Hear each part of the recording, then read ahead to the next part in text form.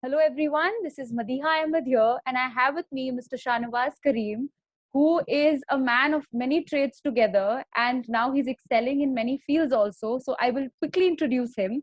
He's an inventor at Ulka Gear, he's the founder at Wheels Guru, he is an IIA certified off-road instructor, and a lot more when we talk to him. So thank you, Mr. Karim, for joining me for this interview.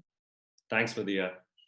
It's a Yeah. pleasure to be here. So I am very excited to know. I checked your LinkedIn. I've been following you on Instagram, and you seem to have done your education in psychology. Before that, with your DPS school, you were into football team. Then you moved into global marketing. You were also into event management. How did you start your journey once you left school? So my journey effectively started from the school itself. Okay. Uh, uh, I was never like a patient child. I was always going out trying new things. Like I was part of the athletics team, football team, Mhm. trying more things, doing more things around sports. And yes, academics were one of the weak points for me. But Okay. if I look back now, in my college days, I was one of the key students in my subject and stream. So it's not about academics the way they are. It's about what you like. So yeah, my interest in psychology was there, so I liked it, and in a certain way, and I excelled in it as well. But the same was not true in schooling as well, because of the system, how our Right. education system is. Mhm. So I started with various things, and the first thing that I started with was about an event management company, which Oh, we wow. started with few friends, and Okay. then eventually it moved into Nokia's structure, and we sold it to Nokia at that point of time, uh, at a very early age, I would say, and we were pretty happy with that. And um, then I thought, what should we do now? So then I moved into PR, public relations, made few friends, did certain things, and then from public relation to advertising, then to marketing, then the corporate side, and finally then I decided that there is something that is running parallelly, which is motorsports and motorcycles, which was like a weekend fair for me. And yeah, and I last year I decided that let's move from weekend entrepreneurship to Full full-time time. entrepreneurship. Wonderful. So basically, you've become an entrepreneur in the sports field, and Yeah, yeah, I would say I'm an experiential entrepreneur, because whatever that I have been doing is about experiences, and experiences around safety, experiences around the things that uh, are there. Uh, Example, one of the inventions that I have done is around motorcycling riding jacket. I've invented a jacket that can convert into a backpack. So it's about safety. It's about what you can do more. The same thing is around my trainings. It's about safety, how safely you can ride your motorcycles and do more with the motorcycles. It's also the same with my website wheelsguru.com, which is what more you can do with motorcycles, automotives, etc. wow. So when you think of, like, when you were into event management, which was more of theater, film and festival, film festival and all of that, and Yeah. then you moved into global marketing, that Mm. was like a very natural transition, and it was understandable that, something Right. event management required selling stuff to people to believe, either to a company or to the client or something. And Right. then when you moved into Airtel, and then to other brands, when you got into advertising and marketing, from there the next jump was into sports. So how did the marketing thing and the sports thing kind of, what was the transition about, like, how did the main switch happen? There is no connect at all. I have been into motorsports for almost 16 years now. I had whatever I used to earn in my initial days. I used to go to Chennai. There was only two racing tracks at that point of time. So go there, practice, and race in various small CC uh, races, Mm-hmm. go practice over there. So it kept on building at eventually. Then I realized that there is something that I am doing, and I can contribute. And there was a problem that I fixed in the motorcycling ecosystem. So I think at one point of time I decided that yeah, I can do my corporate job anytime, but this is the time that I can really make a difference towards motorcycling. If not now, then when? Absolutely. So when you speak of the Ulka gear, which is, you were an inventor in that particular Mhm. organization, Mhm. what made you think like an inventor when you had no science? So typically, a student who comes from an engineering or science background would assume or think or dream of being an inventor or having some scientific touch to their work. You were into Yep. arts and psychology most of the Yeah, yeah. time, and then the invention part came, and you have patents, I believe, also Yes, yes. in the products that you created. So how did that inventor mindset come into adventure? So it's fairly simple. I've been a creative guy. If you look from a marketing side as Hmm. well, the campaigns that I have launched in my previous organizations were one of a kind. Very very few things that have been done, which are now mainstream. Initially me or even for that matter my team have been able to create those kind of campaigns. So I believe that I'm a creative guy, and that creativity transformed into a problem that I saw in motorcycling, which was that I used to scratch my helmet, drop my gloves, etc. And then I solved that problem with this invention. And yeah, and it was there. What really struck regarding the patents was the fact that intellectual property in India is not a bread and butter for various organizations, and which I had seen in my previous organizations, which were tech-enabled companies. And they were very close in holding the intellectual property, and which is why if you see globally in various areas where or regions where it is important for companies to grow, like take for example Silicon Valley or Mm-hmm. Tel Aviv, where a lot of tech giants are appearing. They work hard on intellectual property. That has not been there that much in the automotive or motorcycling field. So I thought that let's try this. Mm-hmm. Definitely, there's a lot of investment that has gone through, Of course. but I think that investment will eventually pay off. Not in terms of monetary, but in terms of the things and the value that it can bring into a motorcyclist's life. Wonderful. So if you could give us one example, of any one particular gear or product that you've invented, and that what led to creation of that or the invention of that, like what Oh, happened, what was the story in your life or the life of another motorcyclist that made you come up with that idea for that particular gear? absolutely. So it's a problem that each and every motorcyclist face. Whenever we ride, we have a tendency to put our helmet at one place. If we Mm. have a riding jacket, we put that along with that. Or take for example, I get off the motorcycle. The first thing that I take off is the helmet. I carry my jacket, so both my hands are occupied. I keep walking.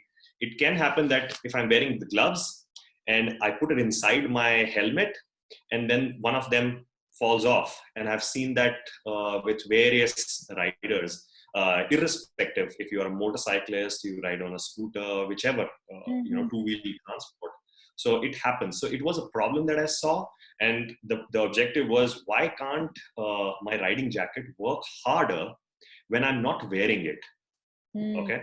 So if it can convert into a backpack, it can save my helmet. So that means I can ride, I can use my helmet for a longer duration, Mm. because it's Yes. not just helmet, Mm. it's a crash helmet. At any given point of time, at any impact, it crashes. So you have to safeguard it. There's some lag, sorry. No, no, absolutely no problem. Yes. Yeah, I can hear. Are you having trouble? Hello? There was some lag. Okay, okay. Now we are good with this. Yes.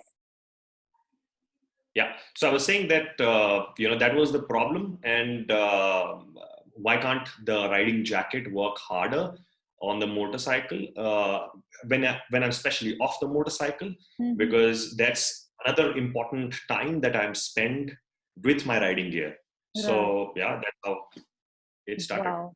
So when we look at, young boys who are fresh from college and, or in college, they have this dream of owning, one good motorcycle or Yes. going for, stunts and late night bike rides and all.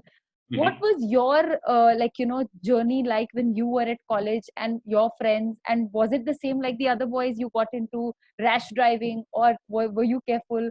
Or like, how did that, have a role in your current life right now? Sure. So there has been a history behind this. I've been always, associated with sports, be it, athletics or. So I used to ride cycles quite fast, and point of time that my father saw me riding my bicycle, and then he said that, if you ride this so fast, what will happen if you have a motorcycle?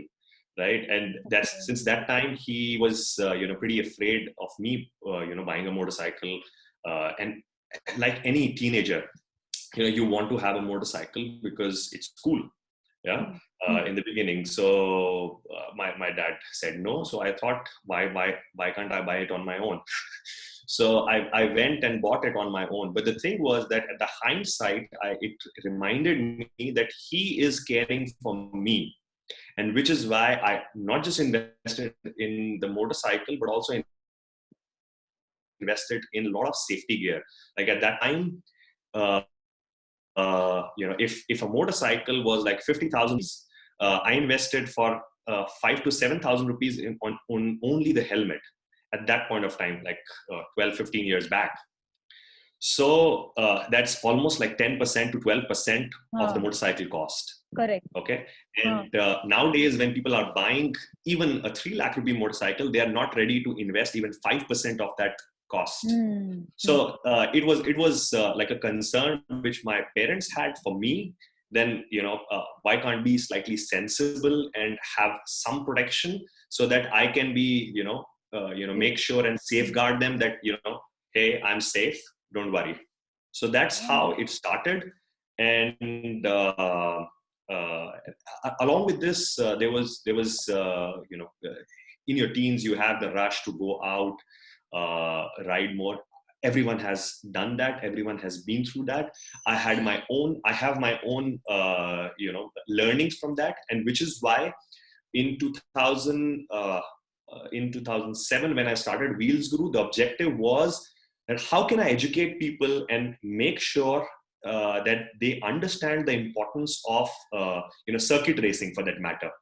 you know uh, don't race on the road, go to a circuit, right? Mm. Because it's a safe, controlled environment. Right now, with my trainings as well, I bring people to a controlled environment where they can perform few activities so that they are more agile on the motorcycle. And when they go out and follow their adventures, it's much easier for them to associate with the motorcycle and be safer.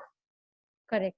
So when you say that racing on the road versus racing on the circuit, you have Mhm. done both, I'm sure. Like, when you Yes, said that you yes, went out and to convince your father later on, you had to kind of buy something which was a little expensive and show the safeguard, I mean, the safety yes, yes, measures that you were yes, taking, versus now when you're training people in the circuit and training them to kind of understand how safety would work there, of course, also. So yes. how do you see, the desire to kind of break rules or get out of control on the road versus that same desire on a circuit but in a more controlled environment? So when we say a controlled environment, it means there is some other vehicle which is not coming your way, Right, right, right. Of course. right? So the controlled environment is that there are more people, all of the people riding in the same direction. There are no road dividers in between. There are no trees or pedestrians who are walking. Hmm. And which is the biggest factor in making or the biggest factor which really affects your decision making. Hmm. Because when you are That is on the what I was road, asking. Yes. Huh. when you are on the road, you have to keep on making decisions. And if you see nowadays with so many gadgets and everything, we go under decision fatigue. Okay, and which is why the same thing happens on the road, because you are as fast you go, the probability to take decisions becomes lower. Correct. However, the variables are the same. Okay, yes. On a racetrack, you know that there is a right turn ahead and you have to take that right turn in that gear at that speed. It is consistent. Only thing which really makes the difference is when there are more variables in your life. So on the road, there are more variables. There is everything is unpredictable. So which is why it is not advised to race, because it's not just your life. Forget your life. You are endangering someone else's life. Absolutely. You don't think that I don't care about my life attitude will pass you through. It's about someone else's life, which is much more precious or important than yours. Wonderful. So, Mr. Karim, when you think of, this wonderful thing that you said, that there are many variables and there are not many variables, what is that life lesson that you've learned as a result of this comparison of road versus the circuit racing? The biggest life lesson is, life is very unpredictable. Okay, so there are few safeguards that you need to build, definitely, but I would say the biggest thing that I now strongly believe is go with the flow. And if I look back into my career, actually I have gone with the flow, not with the typical thing. Every father or mother wants their son or daughter to become a doctor or an engineer. I went with the flow because I liked a subject, which was psychology. After that, everyone wants to go into some kind of professional course like an MBA. I never did an MBA, and after that, I'm not boasting it, but at some point of time, till the time when I was working in a corporate as a GM marketing, I had MBAs in my team, and they were quite good. But I was the youngest GM at Airtel at one point of time. So it's not about having degrees or but rather skills. Right. Yeah, it's more about what you like and what you can give back to society, things and the associations with you. So you just said that you believe in going with the flow, and at the same time, in the beginning, you also mentioned that whenever there was an invention coming around, there was a story which was behind, which was pushing you.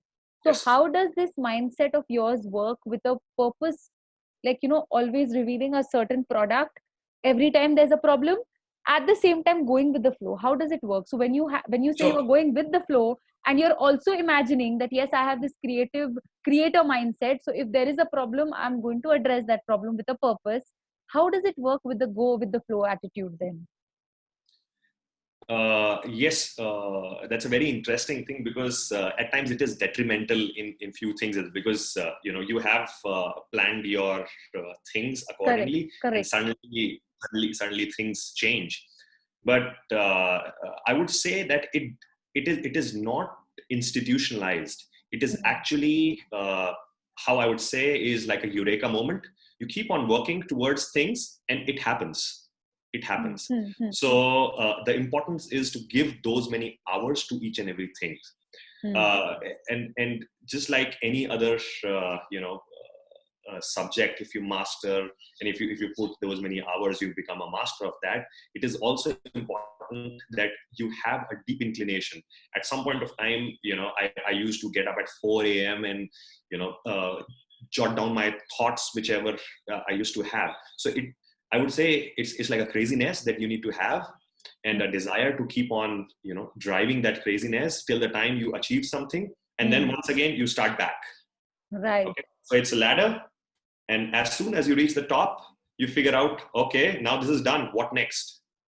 Correct. Come back to the starting point and build the next one. Exactly. Absolutely. So when you said about this whole idea of I'm very like excited to even think that that psychology itself would stimulate you enough to kind of start thinking what that person is thinking, why that person is doing this. Then when you're thinking of event management, all the time you're on the lookout for people doing this or that, and how can I make it better. Again, when you're going into adventure, it's about what's the next thing, so the next becomes very important. Yes. How Yes. do you see, when you see the young people whom you are training, fresh from college or absolutely young professionals, how do you Mhm. see them, responding to this whole idea of the next thing that they're rushing after? Because Mhm. with racing, the rush and the next thing is very important. Either Yes. being in terms of, updated about the latest gear, the latest motorcycles or the latest automobiles, or it is about, the latest thing, everybody's doing either the stunts or something else. So how do you see that thing, happening with the young people who are there at college or out of college? So I would say that nowadays there is a lot of distractions, especially with the internet. Correct. And I would say that it is only a distraction if you're not channelizing your thoughts, and that comes with maturity, and it has come with for me as well. But the intrinsic factor which remains over here is the desire. If you keep on burning that desire, it will form its shape. Example: if a youngster wants to pursue a career in XYZ field, it should not be about money. It should not be about the opportunities. It is about what you can do for that. I could have chosen my career to stay as a marketeer for 30 years, Hmm. right? And I would have done nothing. I Hmm. would have just created annual reports, campaigns after campaigns, which were same, right? Do better, make it best, and then think back once again how you can now start fresh. Okay. So when I asked you the word, so let's play a quick activity, like, let's do a quick activity where I ask you one word and you can tell me what's the word that you are reminded of when you think of that word. Okay. Okay. So helmet, Safety, track, adrenaline, inventor, possibilities, BMW.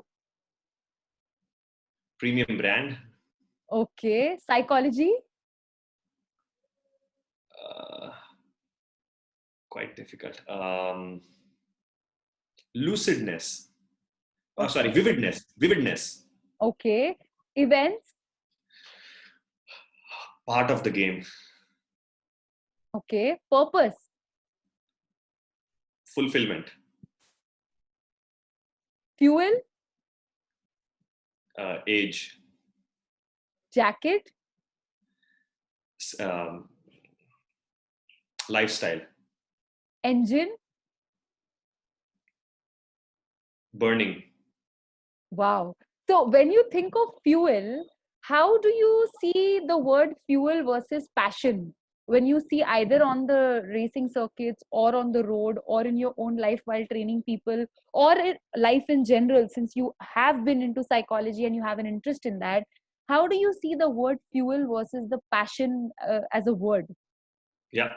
So I would say that at times passions die or people kill Like them. fuel gets empty. Yeah, yeah, Yeah. over. Yeah. Okay. So you need to keep on topping it up. Okay. So And what it's if people have no money? Like they are, if they're in college, they would say, "I don't have money. I need my father's money to fuel it every time." So you take anybody else's fuel and you pump it up, or how? What is that suggestion then? fuel is not necessarily money. Fuel is a desire. I haven't told you that uh, I was in my school days, in my 11th and 12th, I was doing acting and modeling as well. Okay, Okay. and then got into okay, Okay. So the important thing is that you need to figure out your ways to do things.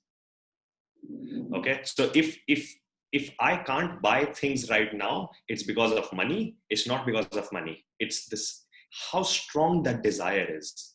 If you have that desire, you will find a way. Mm-hmm. Right. So when you speak of this, like, this, that circuit that you said, which is a Mhm. controlled environment, Yes. how do you see the concept of freedom in your own life over, the last, uh, like 1 decade at least, when you feel that, how the circuit and the controlled environment and concept of freedom evolves as a professional? Because that spark of being an inventor, comes when you have enough freedom. But again, freedom in a controlled environment is necessary, because otherwise you are going to blow up stuff and do more damage than good. So how did your mind as a professional, maybe in the last 1 decade you would have worked over three different companies, or maybe in the same field, how did Mm. your mind, as with, the concept of freedom in a controlled environment, evolve? So I would say that first, as I mentioned in the beginning, that you need to safeguard few things, right? That safeguard is very important. So right now in my life, my safeguard is my family, my wife and my daughter. Yeah, daughter, So you told me about. Yes. yeah, so the important thing is that how can I make them assure of the things that I do, that I won't break bones that much. I will come back home safe. I will make sure that the house is running the way it is without sacrificing the quality of life. Hmm. And lastly, the other aspect of making sure that things are done rather than they are stuck. So that is the current time. And I would say that over the time I've accumulated a lot of experiences around it, which is why I was able to create this thing. But if you are younger, your accumulation or your safeguard is something else. Find that safeguard. So the same thing is on the racetrack. You're riding at 100, 200 kind of kilometer per hour speed. Your safeguard is your safety suit, and the controlled environment. On the racetrack there are runoff areas which are made. That is a safeguard. So if you slip, you keep on sliding and going ahead without hitting anything. In life, you want to create safeguards. So that's the importance of safeguard that you need to build around. So it's an ecosystem around you that you build, so that you can think creatively, you can have an open mind all the time. If you are under pressure, if you are under a lot of stress, nothing's going to happen. Right. Wonderful. So when you say, I like this comparison of safeguard you're bringing about again and again. I think one of the most important safeguards that you yourself have pointed out is the purpose part and the principles. I think, because you were always into adventure, you were always into things that's easy to get distracted with other boys of your age back in college, when they would have said, chalna ye karne chalte hai, ya, like that's very common today, that I see herd mentality in boys, and especially, they're so young, they're so easy to manipulate by their own friends, by opposite gender, and they are so easy to kind of get distracted. How did you maintain in your fields? You were into modeling, as you said, you went into event management, you went into, again, so many different fields. Of course, there may have been a lot of distraction. How did your purpose and principle remain constant to be able to, bring so much focus back into a field where there isn't so much happening, at least in the Indian picture, as in the sport, motorcycling, or into biking or adventure? So it is an important thing to understand that um, at a very young age you can't have really big goals, that I will run a $50,000 company. You have very short goals, and the value of those goals I really understand and appreciate now, when I sit down with my wife and prepare my annual goals, that these are the three things that we will work as a family this Wow. year. So when I look back, I had a few goals, and that was that year I have to go into the national championship, start racing. So that was the first goal. What can I do for that? Those were the steps that were involved. The Mm. goal is only one. The steps could be many. So identify the goal, stick to it, and then create your steps. And step by step, things will happen one after the other. You finish one thing, you finish the second thing. As we mentioned about that thing, so identify that goal, end goal, create steps, climb on those steps, reach there, find a new goal, and then go up. So that's like a lesson. So how do you see as a parent? How old is your daughter right now? She's just turned 2. So there is still time, of course, but when she will turn into a teenager, that excitement is going to be much more as compared to children who are growing up today, who are Yeah. seeing that thing of, I want to be this also, I want to be that also. How do you see that, as a parent, because you've been very a multi-potentialite with multiple things you've done in life, and maybe your parents were supportive enough, or you at least were sensible enough to give them that assurity. The next generation is not going to be easy, I mean, the current one also is not very easy. So how do you, as a parent, and how would you and your wife kind of guide your child, your daughter, into being a multi-potentialite, or would you give her a focus from the beginning? How would you inculcate, that parenting into your own life as well as a parent? What kind of a vision and career goals and life goals would you give your child? That's a very interesting thing that you have especially mentioned about my parents and their upbringing. I will connect that over here, Absolutely, please do. Yes, because why I was able to do more things is because they gave me the opportunity to experiment. correct. If you look into Western cultures, and I'm not talking about the merits and demerits, the best thing why people succeed is that because they try various things, Hmm. and then they understand what they are capable of and what they're not capable of at a very early age, so that they can let go of things that they don't want to do. Hmm. It's equally important for us as individuals to understand what we are capable of and what we are not capable of. Hmm. Hmm. Right? Example, in my trainings, a lot of people ask me that I want to do wheelies. Okay, as a structure, I say that I will not teach you things that will make you go berserk. Hmm. Hmm. Hmm. Okay, that's also important for you to say no. Hmm. Okay, so Absolutely. and that, when I bring it back, and I'm thinking hopefully that when my daughter grows up, and everything what I know of the environment today globally is in the same scenario, I will give her opportunities to try new things. um, I would not say that you become a doctor or an engineer or an XYZ, or whichever field you want to try that. Because if we look back into our education system, there is very small opportunity for you to try. Hmm. Otherwise, there is 5 subjects you have to pass. You have to work hard, and then there is an additional subject which is linguistics, Hmm. Hmm. right?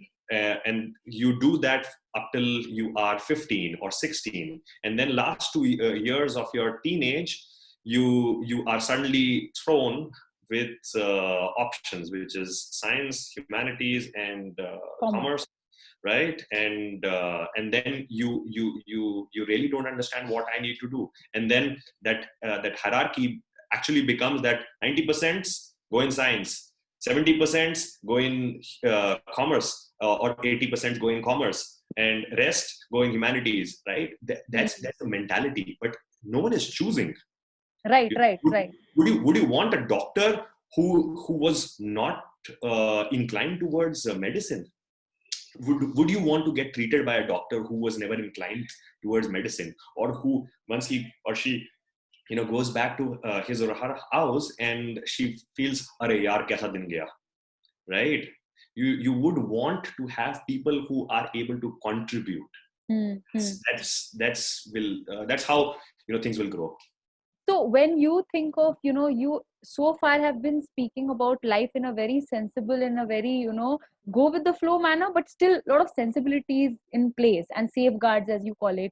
But being in a field like adventure, the mind would not be easy to tame. Like if we imagine our mind as a machine, or as something that can be controlled by our own self, forget about anybody else at this point, but our own self, isn't that always like the rush thing always very normal in your brain? Because Yes. I work with thought programming in kids at a very young age in my own mind all the time. And in spite of being not so much into adventure, I've always loved sports, but I've never been, I just played cricket at the most till college. But in spite of that, with that little exposure, my brain is always into that rush mode of, let's do this, let's try this out. So you are into this every single day of your life, thinking every single moment associated with this field. How do you deal with your own mind and the way your mind works then all the time? It's quite a tricky aspect, because I have effectively trained myself to become calmer, because I was very hyperactive in my initial years. And yeah, because training is very important, and this is where psychology has paved. I was very angry. I had anger bursts, which I have been able to understand that it's of no use. Same goes for the road rage, right? People go through that road rage system, and then they figure out that it's not worth it. Mm-hmm. Same way, I've been able to figure out that how to manage especially time and energy towards channelizing few things, rather than spending energy in multiple things. So example for me, when I was working on Ulka jackets, at that point of time, I was thinking about 8 9 things and 8 9 problems. But what I chose was one bigger problem that I can solve right now, and keep the other problems in like a list that can be worked upon later. So when now I have three models of riding jacket, now I'm very much ready to bring riding pants and various other things as well, which are modular in nature. So you need to understand and uh, put down all of these things which really are important, and make a list of it. And making a list of it has become a very important aspect, especially after I got married, uh, because that's how I know that you can now prioritize. Because without priority, and with things coming in your life, so many aspects open. So you just need to prioritize. So that's the essence that I have been able to gather towards taming the mind. Wonderful. So I'll definitely speak to your wife and understand things, because it's so amazing for her to kind of understand how things are working, and to raise a child together. It would be a different experience for her, especially living with someone who's into adventure all the time. So I would love to know her parenting aspects one day. So I'll be honored to do that. But right now, I'm interested to also understand from you that when it comes to the relationship with your wife, or when it comes to a relationship with your child as a parent, how do you with your parents, or with family, that immediate family that matters, how do you see being on track, and always your safety at a priority, at the same time ensuring that you kind of don't, because one side you are into a work where it's all rush and safety is a priority, and going back because there is this rush mindset, it's also about having things. So even if there is a priority list in place, there will always be times that you'll have to attend to immediately, or things that will need time, so you'll have to give it a kind of a lag and let things flow. How Yeah. does your mind work then when it comes to relationships? So with relationships, I believe that the most important thing is you and your family comes first. Okay. Your dreams, aspirations are definitely working side by side, because you need to find a fine tune between both. And you can't jeopardize your thoughts. You can't jeopardize the time or value for your family, because everyone is time is passing by. Every day you are getting closer to the inevitable, right? Correct. So make sure that you spend whatever quality time with your family, be it physically or be it through technology, whichever way. You can still be away and close to your family whenever you find time. And the other thing is that uh, um, I would say channelizing energy in the right direction, and keeping your family informed that, hey, I am doing this. Okay, you have to support, and they also need to understand that that support will make things much better. Otherwise, I can still go back to a 9 to 5 job, keep cribbing over the weekends that It will work things out. are not good. And yeah. So when you speak of your work, there are again, domains that you've covered are pretty diverse, yet they have a good pattern which is connected to this. How Mhm. do you see this whole concept of, having that concept of having some things which are fixed? Because this is what I can see in your thought process and your work and your profession, that there are certain, you believe in this concept of certain things being fixed, but then there's certain things that have to go with that, flexibility. There has to be things in motion all the time and exploration going on at the same time. So which areas of your life would you say you keep more of the constants? There are more constants, less variables? And then I'll ask Let you me the second part. Hmm. let me put it from a generational perspective. That'll help. Yeah.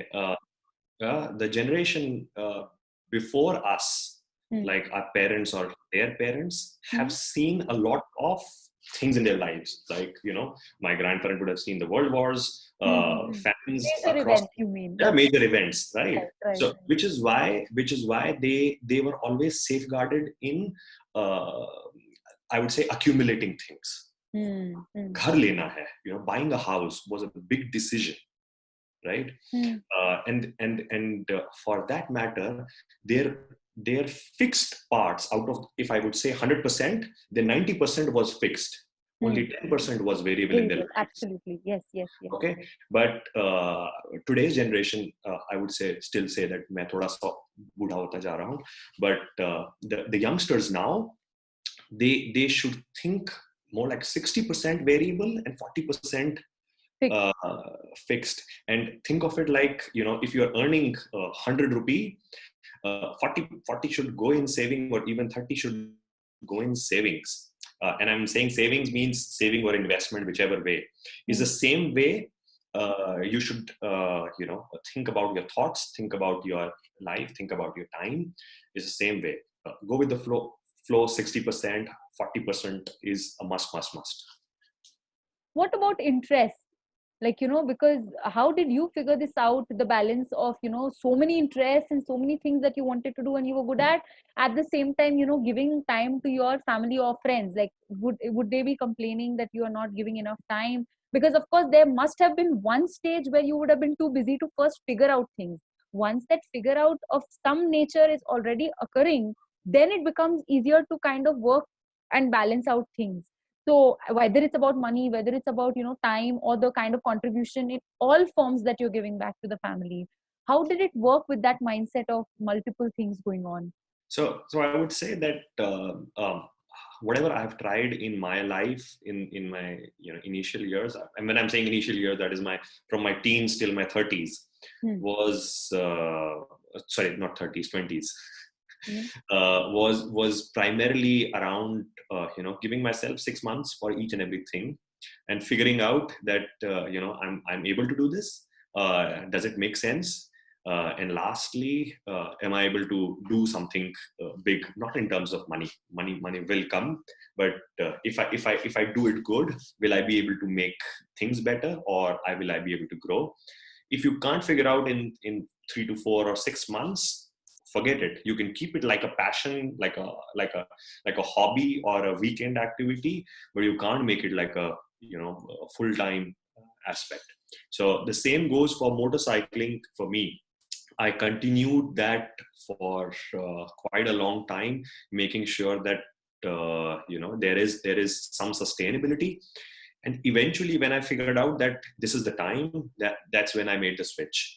Right. So you need to keep on growing that thing and give that a bit time. But definitely, in 3 to 6 months, you will be able to figure out if it works or not. So, like, take for example, I I like motorcycles. I like singing. I like music. Uh, there are things that I like, right? But those are not in your bio, Mr. Karim. That means you have more things in the list which you have not covered in the That's bio. Yeah, yeah. that's fine. That's fine. But it's I'm like onion. There are layers. Okay, right. So the important thing is that now I can't spend time on singing, so I've stopped that. Now I can't spend time on music, so I've stopped playing guitar and everything. But I know that I was not able to make an impact. into Through the those things. environment. Yeah. Those things, right? I can't be Lata Mangeshkar, right? Or even, any of the uh, lead singers for that matter. So forget it. If you can't be, a dent maker, don't be it.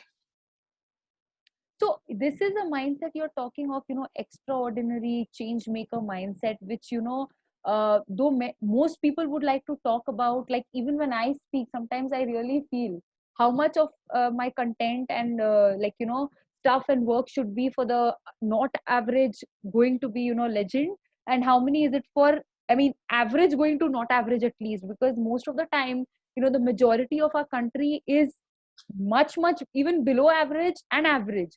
There are very few who will be at that not average bar ready to jump up, or those who are above but need to explore more areas and kind of go more places and understand more things. So Yeah. how do you kind of look at this, like let's look at it from a perspective of generations, like earlier, that generation which was earlier, as you said, your parents, your grandparents, they were more into that, having things assured and guaranteed, and therefore they were happy as long as they had everything that was needed. Then Yes. came, of course, your own life, where you felt that there were things that you were so good at. Why not try this, why not try that? And because you could do so much of that, you gave those things push and time. But Yeah. now let's look at it that now you were able to do all of that. You had an entrepreneurial problem solving mindset, and you were into so many things, and you could connect things and put pieces together. But how about the majority of our countries? So if you look at जितना एक अमीर या फिर एक बड़े city के लड़के को बाइकिंग का शौक होगा, आई एम श्योर उतना ही एक गांव वाले बच्चे को या मोहल्ले वाले किसी छोटे शहर के बच्चे को होगा. How do you see them growing in aspiration? Because that is something now even I have started thinking about when it comes to education. So I would love to know that, as a change maker, Mr. Kareem, how are you looking at that scenario of what kind of, it's not about whether you would do it or you want to do it, it's about what is their future in terms of having such big aspirations. Like I think about it also in my domain. I would love to know, what do you think about it? Sure. Let me cite few examples Right. to give you a perspective to that. Motorcycles can be bought out of the money that much you have. Like, take for example, somebody has 50,000 rupees. The budget, everything is dependent on the budget. So if you have a budget of 50,000 rupees, you can afford a 50,000 rupees motorcycle. If you have a budget of like a 3 lakh rupee, you can buy a 3 lakh rupee motorcycle. And there are motorcycles of 25, 30, 50, various lakh rupees as well. And for each category, there is a motorcycle.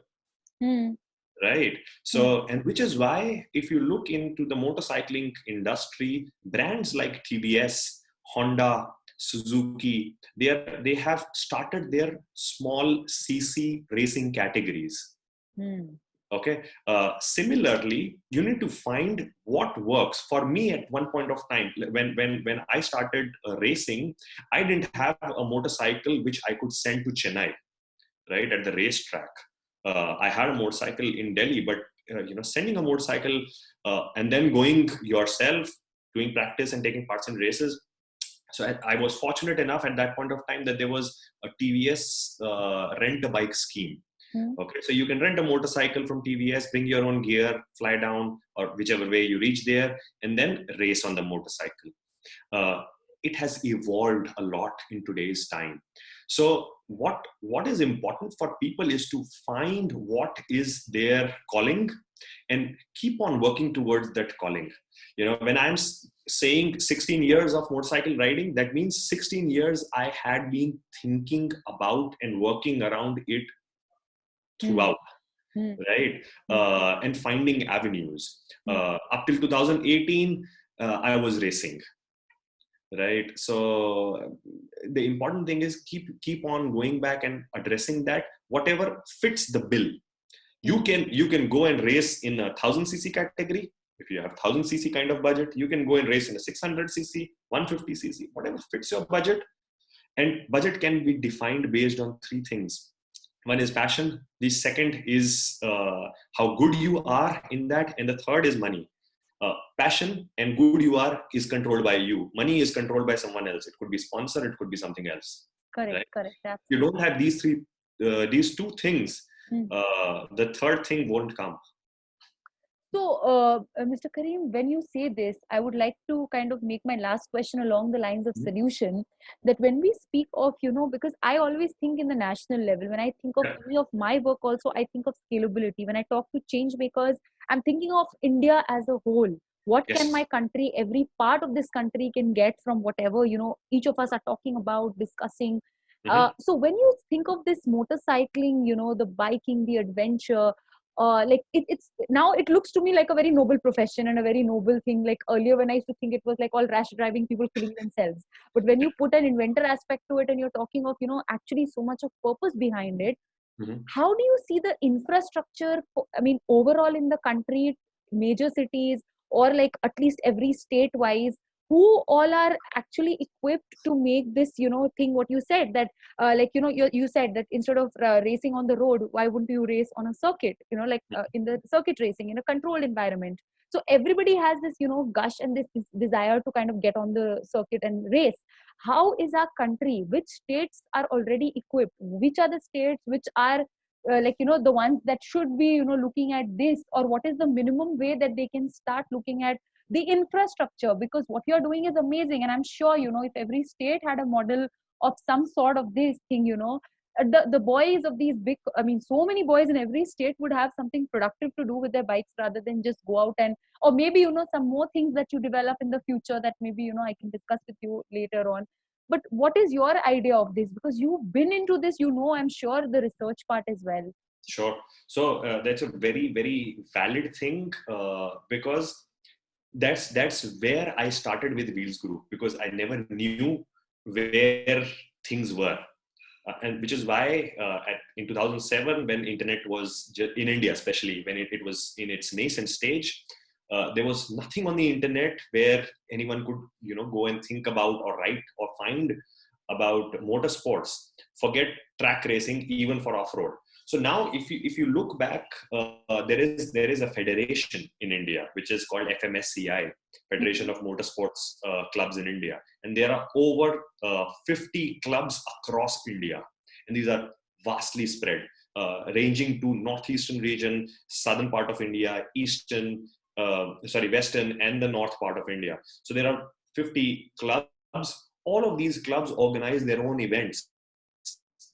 Okay, so if you are keen, go to FMSCI website, um, go there and identify which is the nearest club to you. Have a word with the professionals over there. They would be happy to guide, because this is not a state run or a national run activity. It's a club sport.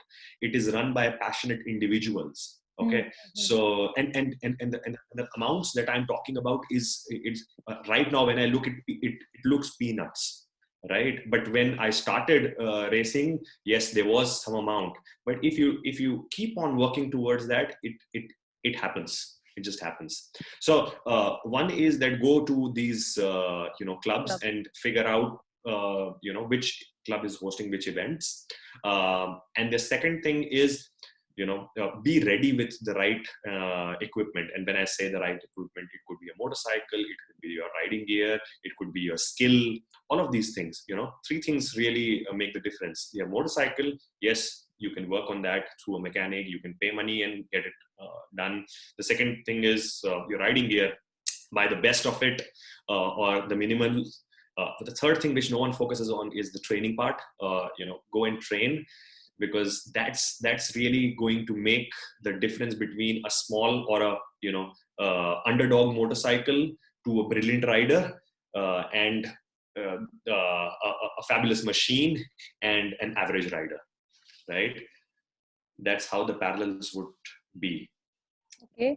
So I told you that would be my last question, but since you brought it up, I'm intrigued to understand that is it like a lot of times, when we speak, because I mentor boys a lot and I feel very, very sad at times the way, marriages are resulting in boys breaking down, or men, kind of getting into depression more, or even in the corporate culture. And somehow, the family structure is breaking because nobody is taking care of the mental health of men as such. There is no talk as such.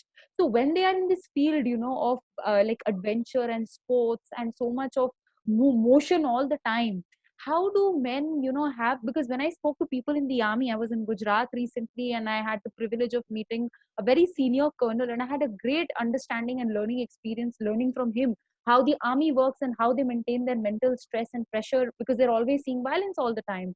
So I would love to know that how do, and this is majorly a male sport, like it's, although we say there are females coming, but that's like a very small number, and majority it's men who are always into this or wanting to be in this.